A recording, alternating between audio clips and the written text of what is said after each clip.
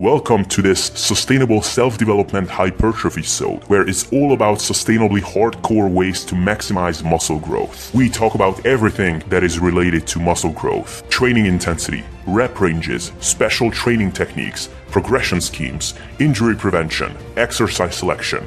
Take your pick before the Hypertrophysode picks you.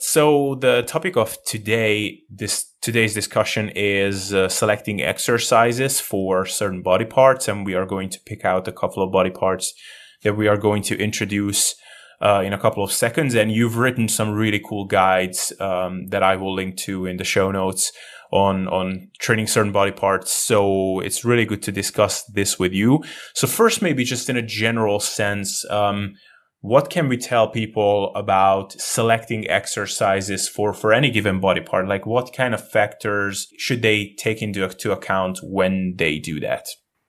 Well, the first thing to say is there's constantly new research coming out on body parts. And so there's no exact science to the best exercise, so to speak. So considering a lot of different things and also personalizing it to you is the best thing that you can do. Anybody saying that this one exercise is the hands down best exercise, point blank period, there is no room for discussion or debate, that's just not true, because people are different. Things work differently for different people. So that's thing number one to know. The next thing I would say to consider is the freeness of the exercise. So the more movement the body can do, the better the exercise is going to be for that muscle. That's what's been reported in the research. For example, closed chain exercises in which the body itself is moving as opposed to just the weight, have been found to be superior to open chain exercises, which are exercises where the weight is just moving. So closed chain exercise would be a push-up. Open chain would be a bench press.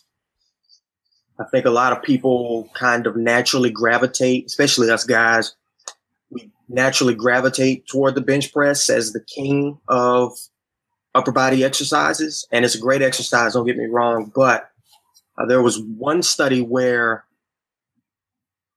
they measured strength in the bench press, and they had one group use the bench press to increase strength, and the other group used the push-up to increase strength. And they were found to have the same amount of increase in bench press strength, which is crazy because of the law of specificity, right? Like the group that was bench pressing should have got better at the bench press than the people who weren't bench pressing, but that didn't happen, right? Which is a suggestion that the closed chain exercise is better. That's been found with pull-ups versus rows, squats versus the leg press, lunges better than the leg press, and so on and so forth. So if your body is moving, that's more than likely going to be a better exercise than an exercise in which just the weight is moving. And do you have any hypothesis as to why that is the case? Well, I have a theory, and once again, I'm going to give myself a disclaimer here. It's just a theory. I have no actual solid evidence for this. But when doing a closed chain exercise or a more free exercise, so to speak, the body is shifting back and forth. There's shaking. The resistance is shifting back and forth. It's rare that you'll see a person who does a flawless squat where the bar path is straight up and down. Usually there's some shifting back and forth, especially when the weights get heavier. And there's also research that suggests that different muscle fibers will take over at different points of the movement. So it's almost like the muscle fiber that has the most leverage at any given second will do the work. So my theory is that as you're shifting, the different muscle fibers are taking over, whereas there's no shifting when you're doing a leg press, for example. So there's those not few fibers, but there are less fibers involved in that than there would be on a squat where you're moving more. That's my, I guess, hypothesis on that. Right. So basically when you're doing a closed chain exercise, which for people who are not sure, just like you said, a push-up versus a bench press where your body is moving away from the object is a closed chain exercise, whereas when the object is moving away from your body would be an open chain exercise. So with closed chain exercises, basically your body is auto-regulating how it distributes stress over different tissues when it's necessary, right? Right, exactly. And during an open chain exercise or a less free exercise like a leg extension or leg press or whatever, the body doesn't have a chance to decide where the stress needs to go at any given second. It is where it is because you're on a set path. So Right. Stay away. My general suggestion for healthy people with no injuries and things like that is to stay away from the machines as much as possible. Now, there are some body parts where, for example, like the lateral delt, in order to train that function, shoulder, I always get these two mixed up. Shoulder adduction. Yeah. Yeah. Flexion. Yeah. Flexion is to the front. Extension is like a row. I think it's abduction out from the body. But anyway, the lateral raise movement, which most people will know. There's no real, I guess, compound exercise. There are no real free exercises to mimic that. So you're going to need to do a cable or some type of machine. You can use dumbbells, but that's still less free than, say, a squat would be for the quads. Does that make sense? Yeah, but just so people can kind of picture it for themselves, like when we talk about a lateral raise, which we will get into later, but taking this freeness factor into account, a lateral raise with dumbbells would be superior than, for example, a delt machine where you're sitting into it and there's just one movement pattern that your body is forced into, right? Yeah, exactly. The more free it is, the better it's going to be.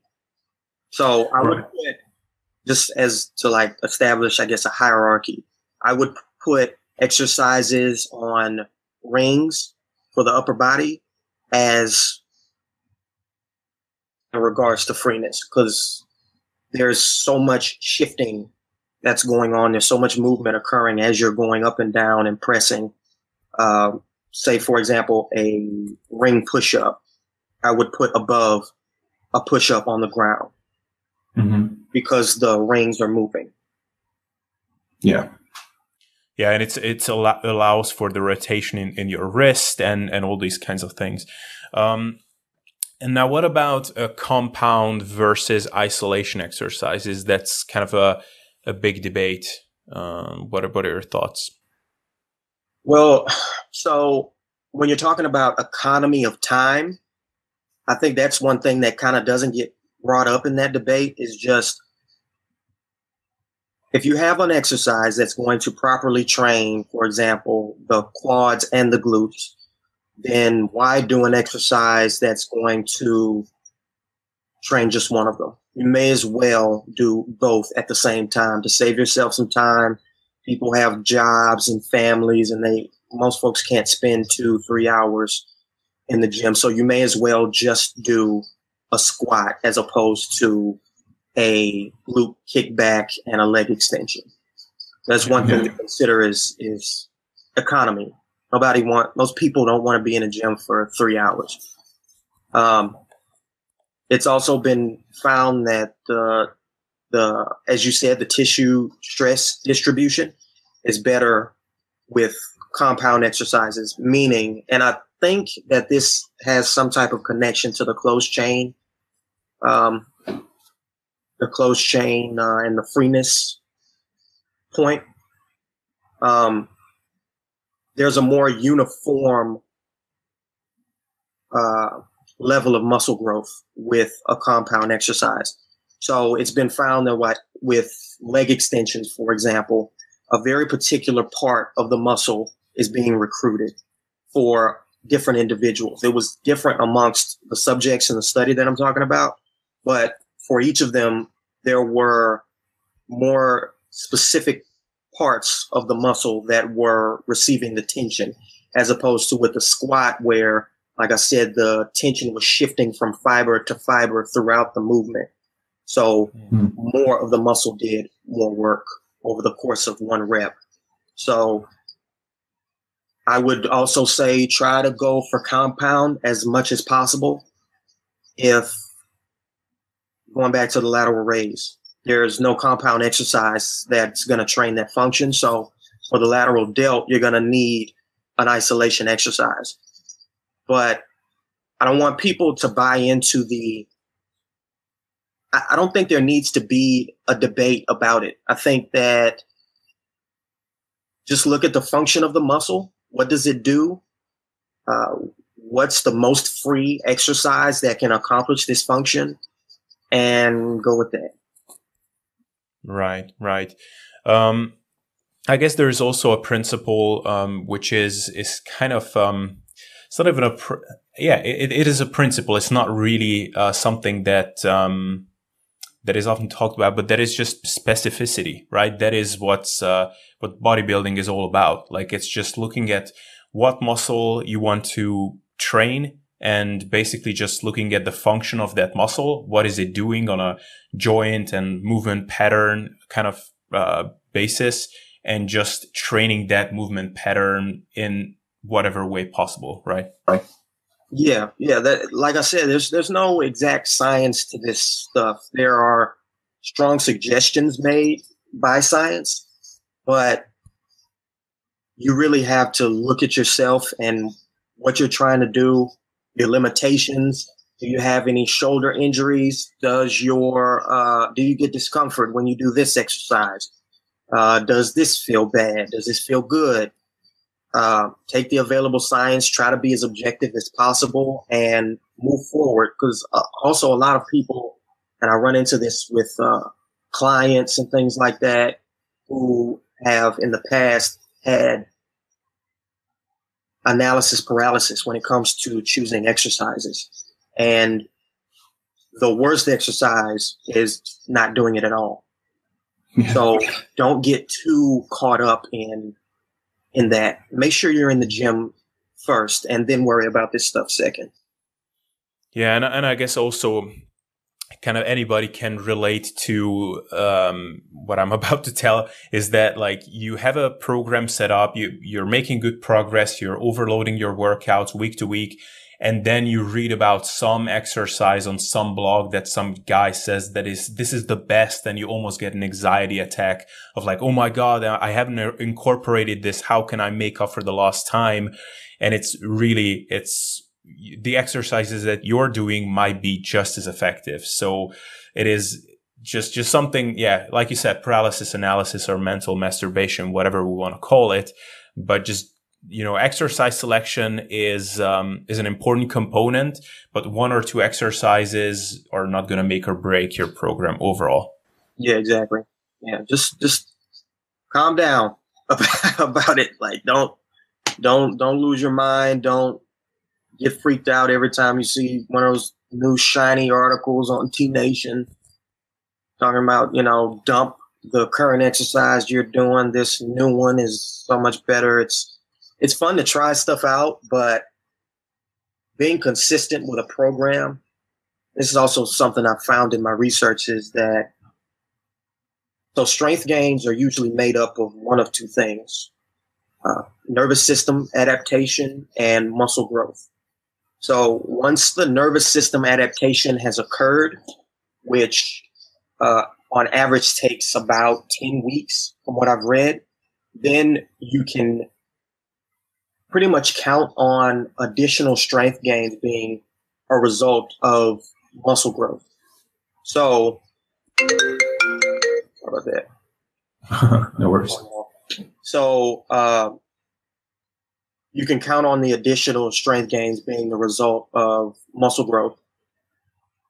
So switching exercises constantly, you're just putting yourself back into the nervous system adaptation phase. You can't accurately tell if your program is working if you continue to change the exercises constantly.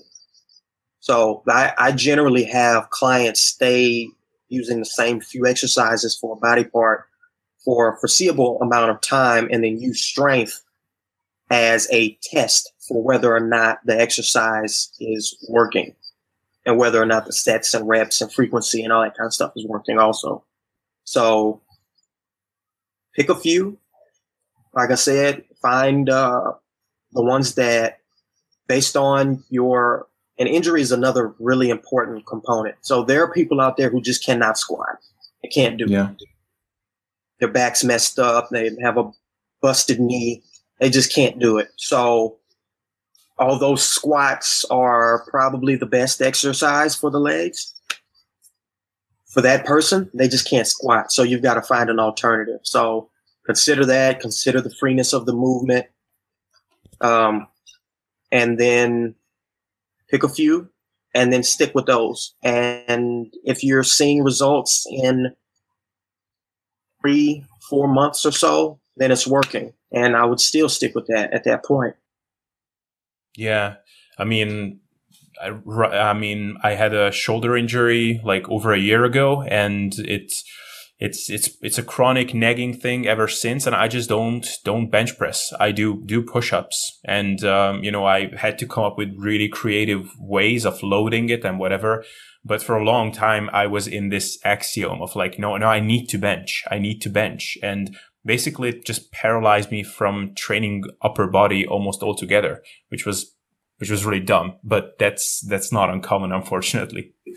Yeah. And that's a good point to make is that there's no single exercise that you need to do. There are alternatives to every last one of them.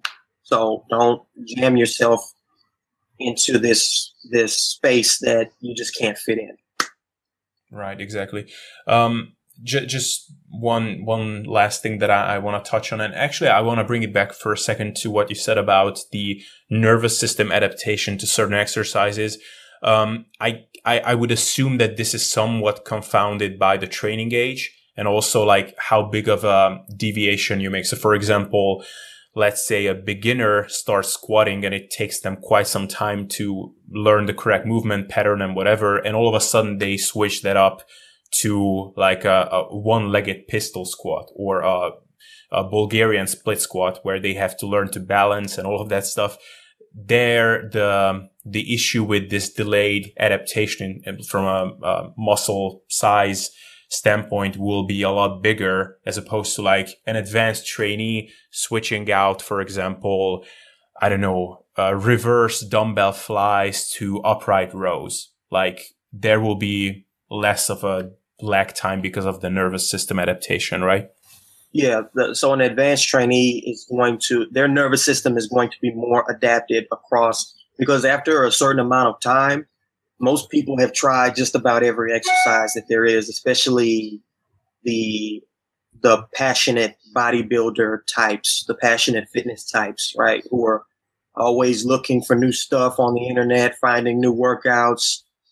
I was like that when I first started. So I've tried just about every tricep exercise, every quad exercise there is. I still find a new one every so often. But so because you've done more of these exercises, yeah, the nervous system is going to be a little bit more, depending on how long you've been training, but it's going to be more adapted across a wide range of exercises than someone who is brand new, who has no adaptation at all. So, for example, somebody who is, like for me personally, I'll tell a story personally. I haven't heavy squatted in maybe a month and a half just because I couldn't get to a squat rack. And like I said, I've been pressed for time.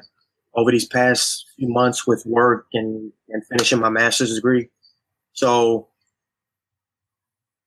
when I wouldn't see a squat rack open, like, all right, forget it. Let me go do a Bulgarian split squat or a pistol squat or whatever, lunge, whatever I can get my hands on so I can get out of here. And so I went back to squatting. Now, when I stopped squatting, I was doing about 330 for sets. My first time back, I did about 275 for 10 reps. And then the next time I squatted, maybe 3 days later, I was already back up to about 300, 310. My strength went up that quickly. But because there's already that adaptation there, the nervous system just kind of snapped back to the heavy squatting. You know? Yeah. So now that's not going to happen with somebody who's brand new.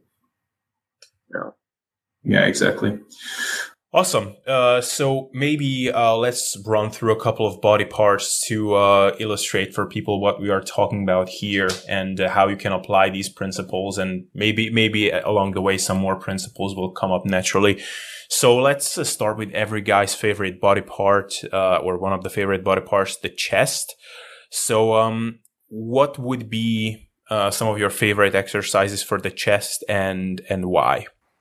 So I kind of touched on that a little bit earlier, but the ring push-up is my personal number one as far as pec exercises. It's very free on the scale of freeness, so to speak. The tension is constantly shifting. Now, the problem is starting on that exercise. A lot of people have trouble getting the hang of the exercise. And so if you have rings or a TRX system in your gym, I strongly suggest you try them out and give it a few weeks, because at first, because you're going to be shaking, the rings are going to be moving all over the place. You're going to have trouble staying in a up and down motion. The rings might slip out from under you or whatever. But just give it time and the nervous system will adapt to the movement and you'll get better at doing it. And also, if you have a dip belt or a chin-up belt at your gym, you can easily load the exercise, which becomes a problem with certain more free exercises, is adding weight to them, right? Yeah. So with a dip belt, you can easily just add a 2.5 pound plate. Once you get good with that, add another 2.5 pound plate, add a 5 pound plate. Slowly but surely build up in weight. I also like ring flies. Those are really tough. Most people are going to have trouble doing those. Yeah. So I don't generally suggest those to folks unless you get very good at the ring push-ups. Add weight to the ring push-ups. Get good at those first. And then try out a ring fly. If you have a shoulder injury, I would just stay away from it, period. It can be tough on the shoulder joint. I would also say that dumbbells are going to be superior to the barbell because there's a longer range of motion. And that's been found to be better for muscle growth also. The longer the range of motion, the better the exercise. Dumbbells, you're not going to hit your chest with the bar and be stopped. The dumbbells can continue going backwards, so you'll get a longer range of motion with dumbbells. So I suggest a dumbbell bench press over a barbell bench press. So push-ups at the top. If you don't have rings, then a regular push-up will be fine. Try to find a way to elevate yourself. So like find a box for your feet and maybe use the bench from the bench press and do your push-ups on that. Elevate yourself and tie that dip belt around your waist to add weight to it. Yeah. You can also use a backpack if you're not afraid of strange looks in the gym. Yeah, don't be afraid of the strange looks. You're gonna get them. Yeah. Can't worry about that. So push-ups I put at the top. If you have rings, use those. If not, that's fine. Just do a regular push-up. Always try to get stronger. Make sure you're progressing with weight and reps and all that. And then dumbbell pressing exercises and fly exercises. And then I'd actually put the bench press, while I still think it's a good exercise, I would put that at the bottom. So, but I'm not saying, a lot of people get weirded out when I talk about this exercise versus that exercise. I've had full-blown arguments with people about the pull-up versus the row. I'm never saying that one of the exercises is bad. It's more of a good, better, best type of discussion. So bench press is good. Barbell bench press is good. Dumbbells are better. Push-ups are best. Ring push-ups, super, totally the best. Yeah. Just one thing I would add on push-ups, because I've been forced to become kind of a loopy on push-ups because of my nagging shoulder problems, is that for people who do have shoulder problems, while the rings are best technically because of the reasons you mentioned, many times the lack of stability in the shoulder is an issue, which was for me. So for those people doing like you said on a bench, or even just holding on to a barbell, like on a Smith machine, and putting your feet up to a box, might be a good option. And also my coach Birgit Fagerli sent me it's a tool that, like, I think they use it in the military. You can buy it for like $100 if you want to, and you can put it on your back, and you can basically load it up with plates like you would put it on a barbell, basically. So it's a really clever little tool. So people might want to check that out. And also just so they know, the conversion between a push-up and a bench press is basically your body weight, like the weight you're lifting with a push-up, so your body weight plus the extra load times 0.7. So 70% of the entire load is what you're actually loading, if you want to calculate that kind of stuff. So that's right. what I would add. Yeah, and one more point on the shoulders, because inevitably that comes up when you're talking about chest exercises, because a lot of people run into issues with their shoulders from years of bench pressing and all this kind of stuff. The more you tuck the elbow to your side and externally rotate your shoulder joint, the more room there will be in the joint for movement. So, for example, a guillotine press, which is aptly or accurately named, right? You're bringing the barbell right to about your clavicle. And so the shoulder joint is internally rotated. Now, the pecs are stronger when the shoulder is internally rotated. So for pec growth, an internally rotated shoulder is better. But what is the worst thing for your pecs is if you can't train them because your shoulder blew up. Yeah. So if you have any discomfort, any issues at all, I would tuck those elbows. Now, me personally, I can do a guillotine press without pain. I've been doing it for years now, and it doesn't bother me in the slightest. So I can do that. Other people cannot. Just do not get injured, because then you can't train at all. Yeah. I mean, really, for the purposes of bodybuilding, I would advise anybody, unless like there are some people who just have the shoulder joint of a god and they can get away with anything. If you're not one of those people and you suspect that you're prone to injury, then just experiment with like what kind of widths with the bar give you any sort of discomfort. And I guess it would be good to go as wide as you can without having any kind of discomfort, because that way you will stimulate the pecs more. But like you said, nothing is worse than getting injured and not being able to train at all. Yeah. One thing we haven't touched on is cable flies. What are your thoughts on those? So I like cable flies. They have to be done in a way in which the benefit of the cable is that you can adjust it. You can adjust the line of resistance. We haven't really talked about line of resistance. That's a or line of action. That's a biomechanics term. Basically, the direction that the resistance or the tension is coming from. So with a free weight exercise or a closed chain exercise, the line of tension is straight up and down because of gravity. With a cable exercise, the line of tension is the cable itself. With a machine, it varies throughout the movement. It's shifting. That's the way they're designed. So you can't really tell with a machine just from looking at it.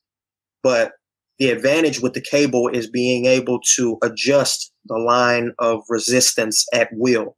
So with a cable fly, you're going to want the resistance to be coming from behind you and to the side of you. So like, I guess, 45-degree angle, about, and you're going to want there to be tension on that muscle throughout the entire movement, because that's the entire point of the cable. If there's not tension at any point, then you may as well be doing something else. That's how a dumbbell fly, for example, at the very top of the movement, there's not really any tension anymore because the line of resistance is going straight through the dumbbell and straight through your chest. So your chest doesn't have to do anything because the line of resistance is in line with the pec or the pecs. So just make sure that the tension is constant throughout the movement. So aim for that angle, that 45-degree angle behind you. And when you come out to your sides, make sure it's still pulling. Because some people will do a fly in which it's not coming from behind them, right? The cables are just directly out to the sides. And so as they come closer, there's a lot of tension at the end of the movement when they cross their arms and just touch their fists. But out to the side, because your arm is in line with the line of resistance, the muscles don't have to do anything. Exactly. That's like if you're standing upright with a barbell on your back, you can do that all day because the muscles don't have to do anything because your joints and your muscles are in line with the line of resistance. So, aim for that 45-degree angle. Yeah. I guess just one thing to touch on with the pecs, because that's another big concern of guys, is the whole upper chest versus the rest of the chest kind of question, and like incline movements versus non-incline movements. What are your thoughts on that? Well, actually, I want to do some more reading into this, but from what I've read so far, I haven't seen anything that suggested that there was a significantly greater amount of growth or tension on the upper pecs when doing an incline bench press. I know that might hurt some people's feelings because a lot of people get attached to, as guys, we all want that upper chest, just the way it looks. We all want that. I do. I did nothing but incline movements for like 2 years. I didn't do a flat pressing exercise or fly, all incline, because I wanted that upper chest.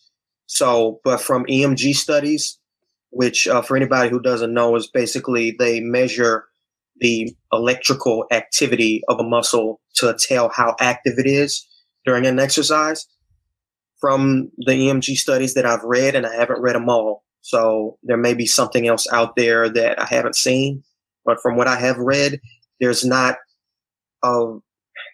much of a difference. We might be talking 1 to 5% difference in upper pec activation with a flat versus incline, and it's the same thing for the lower pecs. That the decline doesn't do anything more than a flat will do for the lower pecs, because really there really is no lower pec, right? It's the clavicular head, which is the upper part, and the sternocostal head, which is everything else. So Yeah, I guess if people want to look into this more, I think Brett Contreras wrote a really good article on this. I think it was published on T Nation, and I think he even touched on this in the Ellen Aragon research review. And there were some interesting findings, like some that didn't even really make sense. Like, for example, the narrow stance push-up seemed to target the pecs more than the wide grip push-up, which, like, just thinking about it logically doesn't make much sense, but that's what the EMG studies seem to show. But I will link the article in the show notes if people want to check that out. I guess like just one thing to point out still, like with the bench press, is that also, like, if you go really heavy in weights and you have to do a really big arch with your back, that will probably, in most cases, turn it into more of a decline movement for a lot of people. So that's something to take into account. So at that point, again, it might be worthwhile to experiment with push-ups for a lot of people. Exactly. Yeah, EMG studies are really interesting because, like I said, they find some very interesting stuff. For example, like with the leg extension, like certain parts of the quad are doing way more work than the other parts. And that's even within like a particular head. So there are 4 heads to the quadricep, right? The vastus lateralis, which is the outer head, they found that certain parts of the vastus lateralis were doing a lot of work and other parts were not. So it's really interesting what they find, which is why I tend to tell people, don't just make an assumption. Which is why I keep offering these disclaimers, which I really hate to do, but I feel it's necessary with exercise because there are things that a lot of people believe in that seem logical, that seem reasonable, but that just aren't reflected in the research, or the opposite thing is shown in the research. So definitely, take a minute to look, do a simple search on PubMed and just see what the research says. Yeah. And, just speaking of disclaimers, like, by the way, how much, because I don't want to, like, I want to be respectful of your time. Like, how much, we can go another, what? That's 12. We can go another 20. Cool beans. Then, maybe at some point we can follow up with another episode with like discussing some other body parts or whatever, because then we don't have to rushing into a whole bunch of body parts just for the sake of doing it. So, we can touch on the delts after this, and just gonna make like one comment on the chest. So one thing one thing I would be interested on your opinion on is, I see a big debate on this as well, that, for example, if we were to look at like one study group just doing like cable flies, or, like one arm standing cable flies, which I like to do, and the other group was to do bench press. Do you think that the bench press would produce more growth? Which I think intuitively every person would think that, but I mean, just from a muscle stimulation standpoint, it's just about putting the right stress on the muscle. That's what I would think. I don't know. What is your opinion? Yeah, man, I'm not sure. They both have distinct advantages, because there's 2 things that spur muscle growth: mechanical tension and metabolic stress. So mechanical tension is basically the amount of weight, and metabolic stress is basically higher reps, right? When you get a pump, that's metabolic stress accumulating, right? So with a bench press, the mechanical tension could be way higher than it could be with a cable. So in that respect, the bench press would have that advantage.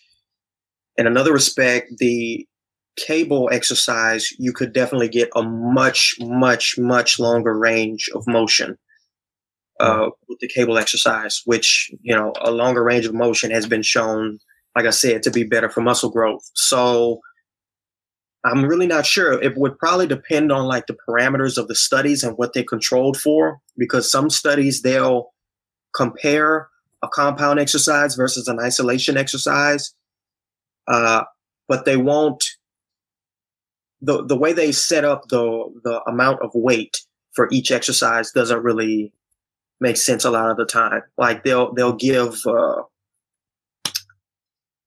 similar amounts of weight on both exercises, and that's just not the way those exercises are done in a practical setting. Most people are going to be doing way more weight on a bench press than they could do on a cable fly, which is why most people will do a cable fly after they do a bench press. So it doesn't really make sense to have people do much less weight on the bench press for the purpose of the study if that's not the way it's done in the real world. Yeah, that's pretty silly. Yeah, there's a lot of stuff like that in research where they just don't. I mean, I've read studies where they suggested that more volume was better for muscle growth. And then you read the study and they compared 1 set versus 3 sets. Yeah. Right? Like, who's doing 1 set? Like, come on. Yeah. Come on. Who's going to the gym doing 1 set and going home? I don't know anybody who does that. Minimum 3 per exercise, and a person will do 3 or 4 exercises per body part. Yeah. You know, that's what most people are doing. So anyway, that's my criticism of the research world. Some of it doesn't get very practical, but yeah, it would depend on what they controlled for in the study.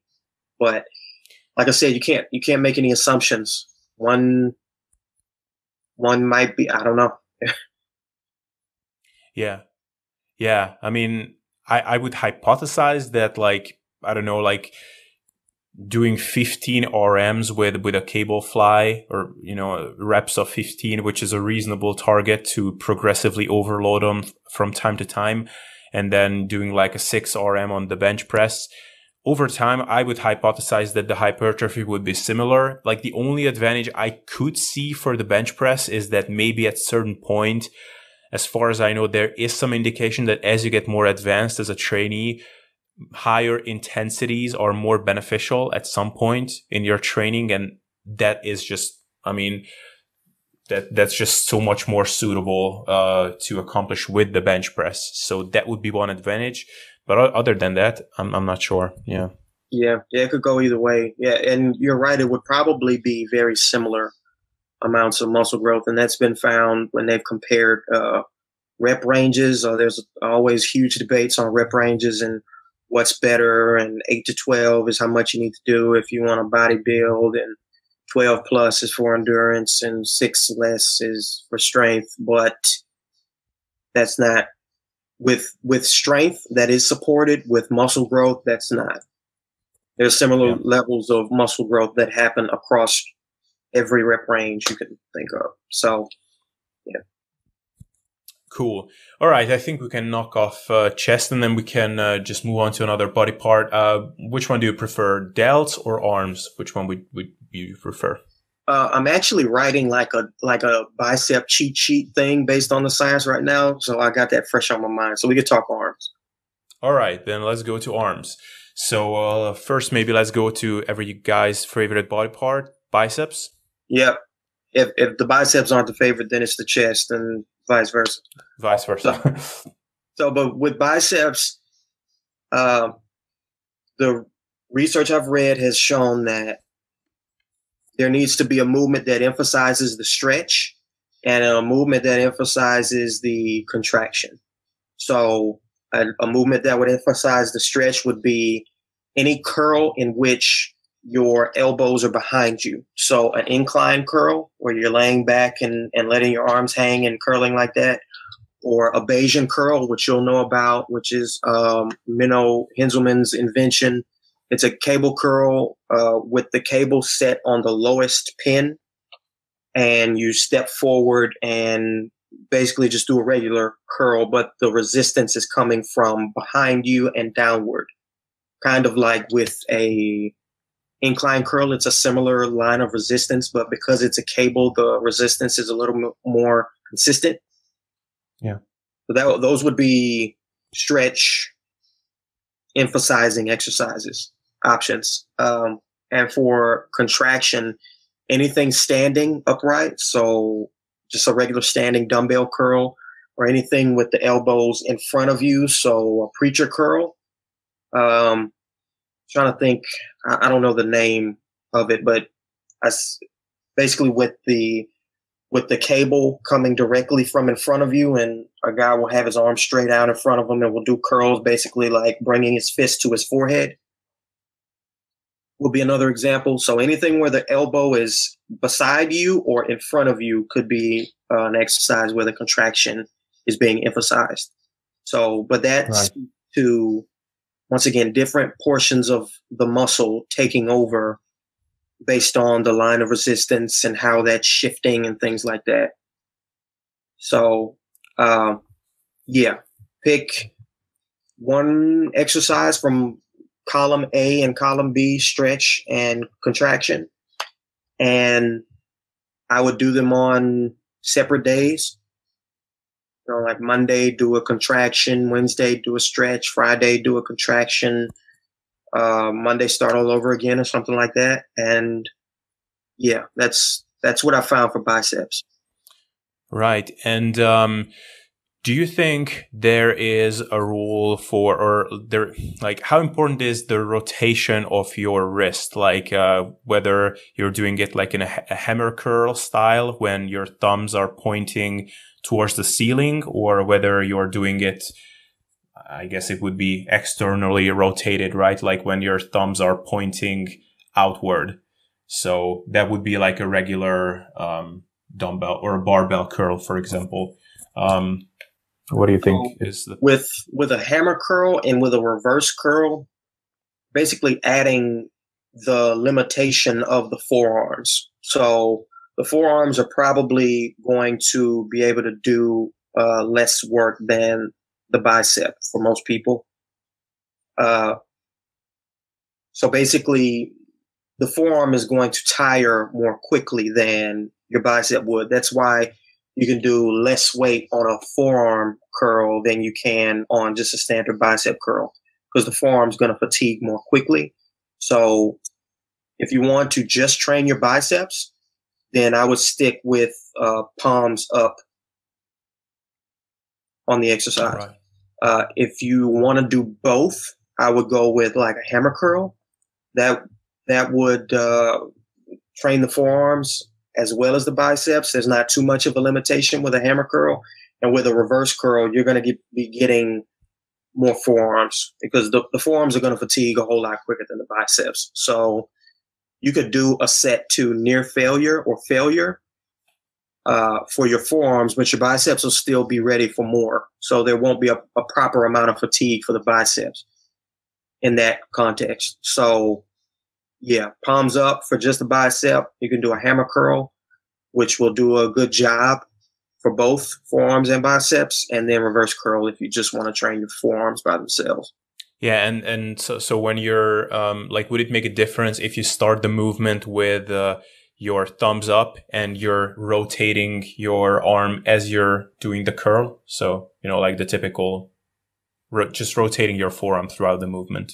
Would it make a difference for the biceps, you mean? Yeah, exactly. Yes, because one of the functions of the bicep is basically twisting the forearm. So if you put your arm out in front of you with your palm facing down, and you look at your bicep and then you twist your palm to where it's facing up, you'll see your bicep flex a little bit, right? It'll move. So that's one of the functions of the bicep. So by twisting, you're training multiple functions of the bicep. So now that may be better. I haven't seen any research to suggest it, so I'm not willing to say yes, that's better, but perhaps training multiple functions at the same time is better. Maybe. All right. One thing that I like to do is I would like to take a cable and you know those handles, it's like the piece of nylon that goes through the metal or plastic piece. So basically you can pull that plastic piece all the way to one side and just grab it like you would a dumbbell.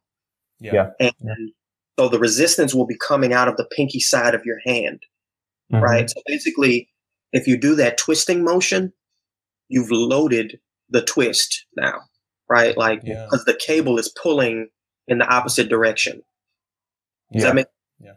So if you want to do that twisting curl, I would suggest you try that out, because now with a dumbbell, the twist isn't really, it's not loaded like it is with what I'm suggesting with the cable. I mean, the cable is pulling on the pinky side of your hand, so you have to resist it to twist your arm or your foot. So that's one little trick I found that people can try out. Okay, fantastic. And then, like, we forgot to mention, like, chin-ups. I don't know. I guess preferably with the ring. That would be another great exercise, right? Yeah, the rings are the best, especially because people also run into pain with the pull-ups. They'll get some people end up with like elbow inflammation. Some people feel some shoulder issues. Some people have wrist issues with the pull-ups. Now, the wrist issues specifically, and also the shoulder issue, are largely, I can't say fixed, but they're helped a whole lot with the rings, because you're not forced into this very specific plane of movement. Your wrists aren't stuck, right? Your body can move as it sees fit to deal with the stress that you're putting on it.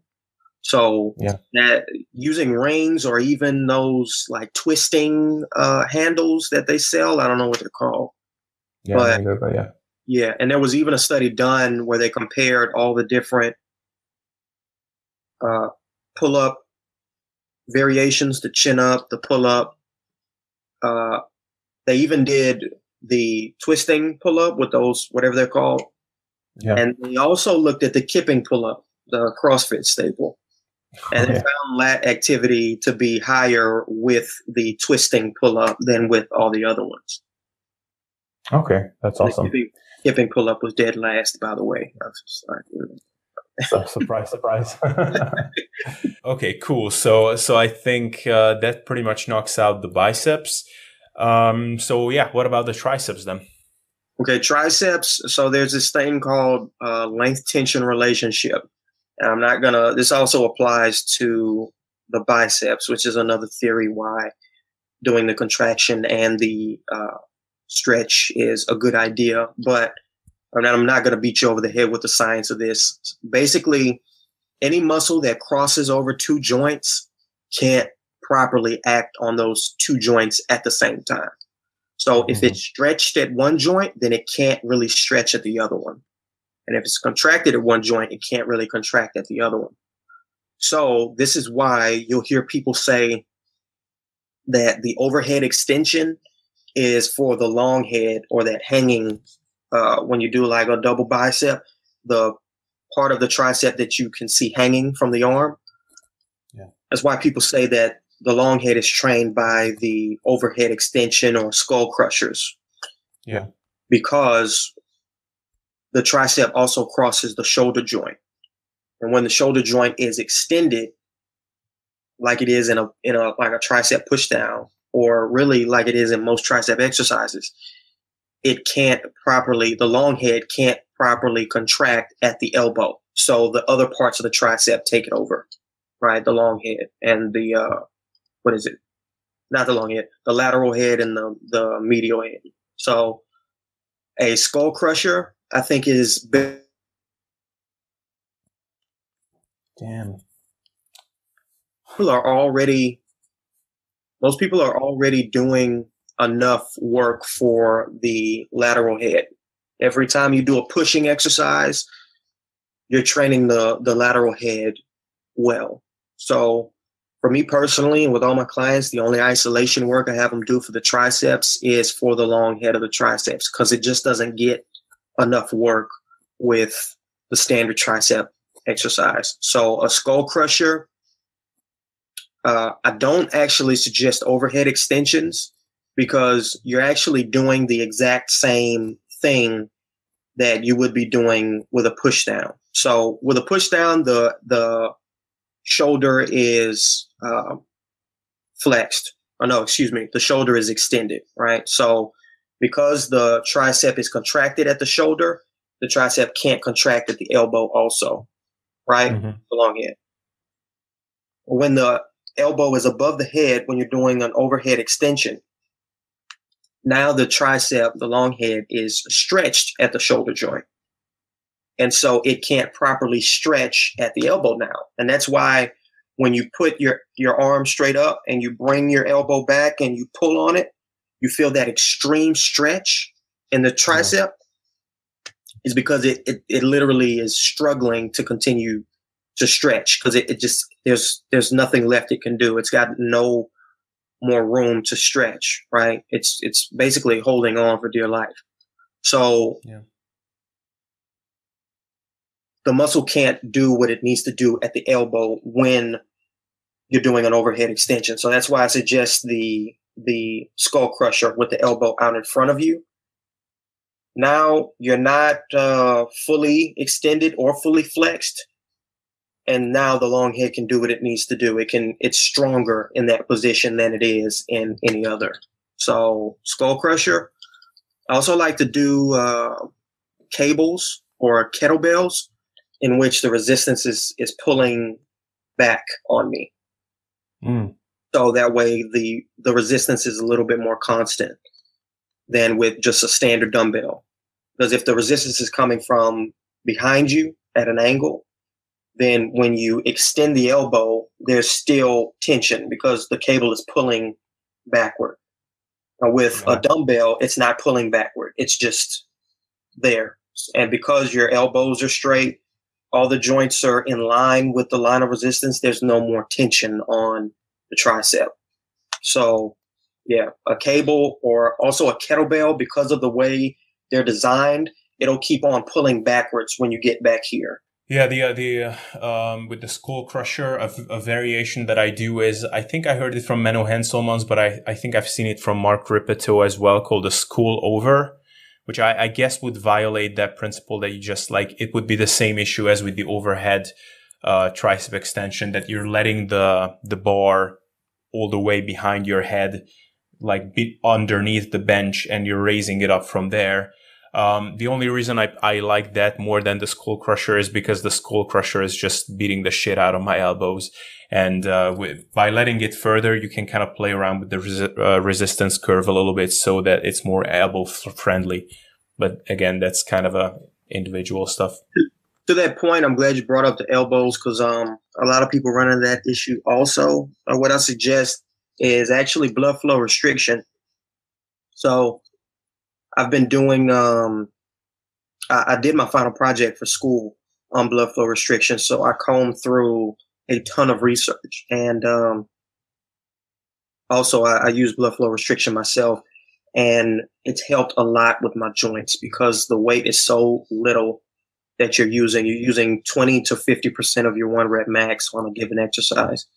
So the stress on the joints is minimal.